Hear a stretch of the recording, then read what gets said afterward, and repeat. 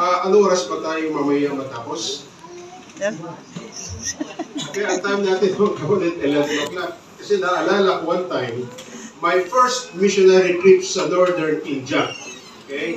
That was my first missionary trip.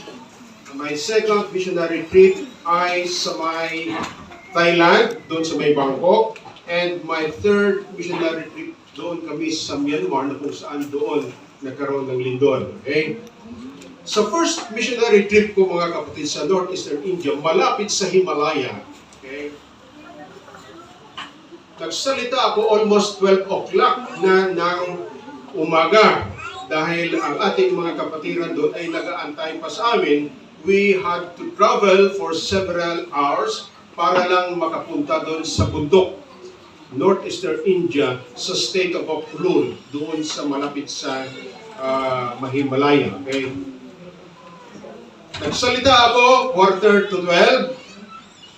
Natapos kami, mga kapatid, 3 o'clock, 3:30 in the afternoon. Di bali, mga kapatid, alam ko may pagkain doon nakatay sa atin. Okay? At kung ako pinagbibigyan, okay, ng almost 4 hours doon ang ating kapatid sa Northeastern India, walang dahilan hindi rin ako pagbibigyan ngayon ng mga kapatiran dito sa Project 8. Amen. So praise yourself, mga kapatid. Pag-aralan natin ngayon ang dapat pag-aralan natin. The best argument triumph of a sinful man. Mga kapatid, kung kayo ay naharap sa isang korte, kung kayo ay may kasalanan, talaga mag-alala kayo dahil nakagawa kayo ng isang crime. Tama? Kung kayo rin, mga kapatid, ay nakusahan, wala kayong kasalanan, dinampot lang kayo. Meron pa rin ka ba, mga kapatid, kahit wala kayong kasalanan? Di ba? Naalala ko one time mga aking kliyente. Grabe, mga kapatid. Merong isang pangyayari doon sa barangay Pinagbuhatan. May riding in tandem, pumasok sa kanyang bahay. Pag pumatok, mga kapatid, pagbukas niya, sinalubong siya ng mga bala. Bang, bang, bang. Dead on the spot. Hindi nakita ang salarin. Kung hindi nakita, mga kapatid, ang salarin, ito pala, kung ikaw ang station commander ng isang teritoryo dito, unsolved ang crime, mga kapatid, meron palang itong some sort of na hindi maganda sa iyong performance. May tumawag sa akin galing sa Bicol. Sabi ko, paano mo ako nakilala? Dahil pala ang kanyang relative ay isa ring member ng Seventh-day Adventist. Tinawagan ako. Okay? Dinampot siya, mga kapatid, ng kapulisan.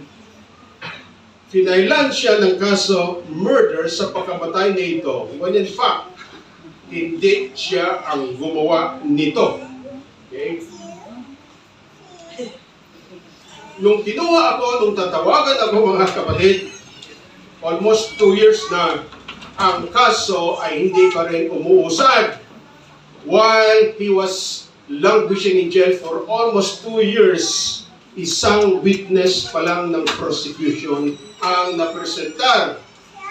Just imagine the anxiety, ang problema ng kapatid na ito.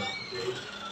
So kahit, mga kapatid, siya ay walang kasalanan, meron pa rin, mga kapatid, kaba because of the element of human nature. Tama? Nagkakamali ang West sometimes sa appreciation ng facts ng kaso. Okay? Kung kayo, mga kapatid, ang harap, mga kapatid, sa universal court of justice that all of us will face, walang neutral grounds dito. Ano kaya, mga kapatid, ang iyong magiging depensa para kayo ay ma-acquit nyo ang inyong sarili? Okay? All of us will face judgment. At ito ngayon ang ating pag-aaralan ngayon. Di ba? You are facing now the Ten Commandments. Ako ba ay lumakad ayon sa kautusan ng ating Panginoon? Sa harap mo, mga kapatid, ay Ten Commandments. Saan ka dito ngayon? ay inakusahan. Mga kapatid, unlike ngayon sa ating mundo na ang penalty pwede pa rin suspension, 3 years imprisonment, dito mga kapatid, isa lamang ang penalty. And that is death. Okay? Kaya nga pag-usapan natin ngayon dito napaka-importante. Okay? So mga kapatid, ito ang mga linya ng mga defenses sa ating jurisdiction. Okay? Meron tayong general, negative defense, as well as affirmative defense. Okay? Ano example ng general defense? A court lacks jurisdiction, walang jurisdiction ang korte. Halimbawa, kasi criminal case ito pag-usapan natin ang criminal cases dahil ito mga kapatid ay related sa ating case, sa ating topic. Halimbawa mga kapatid, ang isang crime ay nangyari dito sa Quezon City at na-filean ka ng kaso doon sa may Parañaque, walang jurisdiction ng court. Okay? Kasi mga kapatid, ang venue is jurisdictional sa criminal cases.